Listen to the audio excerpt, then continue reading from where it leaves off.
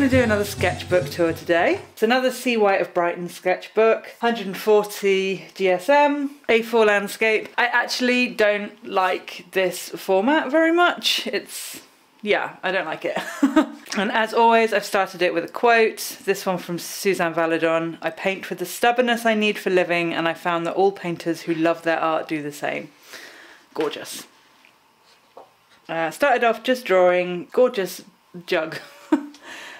We were on holiday and the cottage we were staying at had this beautiful old ceramic jug, and I just drew it over and over and over and over again in all different ways. So blind contour, just the negative space, just the colour palette. I took a bunch of photographs of it. This is collage. It's such a beautiful, interesting jug. I don't think I captured the texture particularly, but it's a good exercise. This spread was inspired by, I have a couple of spreads in here actually. It was inspired by Helen Wells. She's a fabulous artist. She also has a channel here on YouTube, and I just love the way that she uses texture and detail in her work, and yeah, I found it super inspiring. So I was just kind of playing to see kind of if that was something that I might enjoy, like if there was anything from her technique that I could incorporate into my work. I did a couple of pages kind of based on that. The answer, the long and short of it, is no. Like, that level of detail, I didn't find it soothing. It made me want to scream. As you can tell from my work, I'm a very kind of splashy, throw paint around kind of painter, and this kind of repetitive detail, I hated it. These were just some faces, just kind of practicing keeping loose. This is this one. I really like this one, but then it bled through from the other side, so I had a couple of photos of it that I just taped in. These are more faces. These are drawn with the pipette of an ink bottle.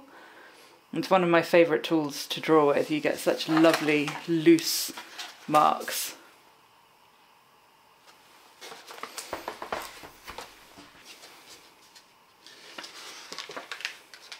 And here we have a cat, of course, oil pastel on painted black paper. I painted the paper with gouache, and then some more faces. Then we have, of course, a wonky cat. This was drawn with my right hand. I'm left-handed, so this was drawn with my right hand, and it was part blind contour, which is kind of my favourite way to draw, with the wrong hand and blind contour style. I just think you get really interesting marks and textures and things. And this one was the same. I love him. I think he's fabulous. Really interesting wonky face. Just love wonk. I love it. Oh, this was a sketch for a painting I was in the middle of. I ended up painting over it. It didn't work. It didn't do the thing. And then this was just colour pencil sketch of some flowers that Lars bought for me. Very quick. I'm really, even now, struggling with colour pencils. I keep buying them, but yeah, I don't love them. This was, just swatching some soft pastels and seeing how they behave with water. I love these. I love the neutrality and the quality of the marks here. Really nice. And then this was just little, very boring pastel landscape, just kind of trying out the materials, seeing what they can do. This is one of my favourite spreads. You may have seen this on Instagram or around about. These are some walls in gouache and Neocolor 2. I love this one. This one. Yeah, they're some of my favourites. I love these. Then we have some portraits of Lars. I don't think I can do a sketchbook without some portraits of Lars. He is my favourite subject to draw because he's so handsome and so lovely. And also I have a ton of photographs of him so I can use those. That's my husband. I was following along with a August Wren, Jennifer Orkin-Lewis and Gail Baker. They did a workshop on women and flowers which sounded really appealing, but I wasn't in the mood and I just got muddy and I don't really like how these turned out. This is, oh, another experiment for one of my favourite paintings before I did the reductionist method, the kind of reverse method. I think it's called reductionist, I can't remember. I was wondering about just drawing on top of it and having the background as like a rug. Cat ink. Oh, these were fun. This was an exercise, it's a blind contour exercise, but you're using your own face. I'll do this one as well. You're using your own face and you're just running the tip of your finger around the contours of your face and drawing kind of what you can feel as your finger goes around your face. And I love the results of these. I think they're so funny. This was from another Domestica course. I love them for just like trying new techniques and forcing me sort of out of my comfort zone and forcing me to do something else. And this one was Felix Scheinberger. I think that's how you pronounce it. He's a fabulous illustrator, does really, really interesting work. I will link the course below, and if you don't know his work, do go and check him out. These are just like other exercises from that course, doing compositioning. This was colour swatching, colour wheels. So pretty. Oh. This is from an Emily Powell workshop. Just doing colour mixing and playing with the emotions of colour. There's another fish. Colour swatching. Playing with neon. You can't really see that on camera, I don't think, but it's bright, bright neon pink.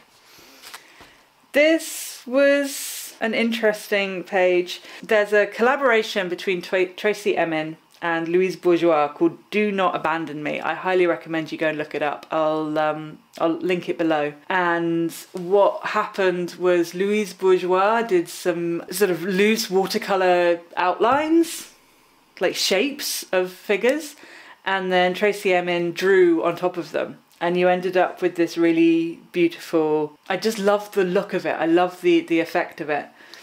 So I did some here, which are cats. Cats are very important to me. I identify with them very strongly. And yeah, this is an idea that I haven't taken anywhere yet, but I feel like I might. There's something there which feels very interesting. Thread that I want to pull on.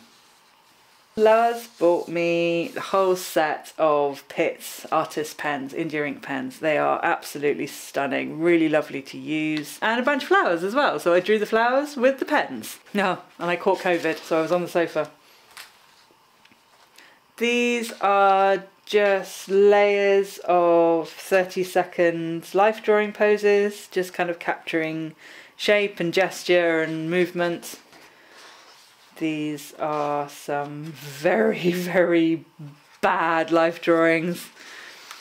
Testing out some graphite pencils, and I don't know what this is, I abandoned it halfway through. Swatching colour pencils, more colour pencils, another wonky cat. Oh, I like these. Oh, I'd forgot about these. Okay, I did both of these with colour pencils, and actually I really like both of these cats. These are really lovely, I really like them. I love the wonky eyes. These are some very wonky foxes. Some more wonky foxes. These are all from Emma Carlisle's Patreon. She has the most amazing Patreon. I'll link it below. There's lots of burbs. They all look like they're looking at this one's bum for some reason. Exhibitionist bird. That's a very fat bird. Some more walls. I prefer the other ones, but I think these ones were, yeah, these were only 10 minutes each, so just scribbling stuff down. Another birds. This is obviously a bird session. And wonky monkey. Some more wonky monkeys. These are all timed sessions from Emma Carlisle's Patreon. Another monkey. Some notes there. Wonky tigers. More wonky tiger. That is a particularly wonky tiger. I know what happened with this one. I was like, oh, I can't be bothered. I don't want to draw anymore. I've had enough. Yeah, I just lost the thread. Colour swatching, mixing, playing with materials, playing with textures. Another wonky cat doing mark making, trying to find interesting ways to use materials. It's just the Pitt artist pen thing. Oh look, these are the original sketches for I'll watch over you and keep you safe. It's nice to have those in there. There's some more here as well. I print them out on the computer when I get to a certain stage of a painting and I'm not sure what to do next. And then I'll just kind of play around and see, you know, what we can do. And there's another, if you're watching my last sketchbook tour, you'll know that there are always flowers from Lars. Whenever he brings me flowers, I press them and I put them in my sketchbooks. So there's always a little sweet treat as I'm going through. And there you go, that was quite a quick one this time round. So there's a few things that I'd like to go back and revisit from this sketchbook, actually. One of them is this idea. I don't really, oh sorry, I'm wobbling you. I don't really know what at the moment, but I feel like it has potential to turn into something really cool and interesting. So that's something I might play around with. It might be that this was it, this was the idea and it's done and yeah, we can move on. I think there's something there and I quite like to pull on that. The other thing was these were a real surprise. I'd completely forgotten that they were in here. And it sort of made me rethink my hatred of coloured pencils, which mostly comes about because I don't really know how to use them to their best advantage. And I find it very difficult to be loose with them. But I can see here that the marks I'm making, like, maybe I just need to persevere and, yeah, and keep going. There's also some there's some marker in here I can see, and a couple of other things as well. But yeah, so those are the things that I'd really like to revisit from this sketchbook. I think that might be a really interesting exercise. If you have liked this video, please do give it a thumbs up and subscribe to my channel if you haven't already. It really does help the channel be seen by more people. If you like the sketchbook tour, then check out this video up in the corner here and that will give you another sketchbook tour if you like what you've seen. I hope you have a great week and I'll see you in the next video. Bye!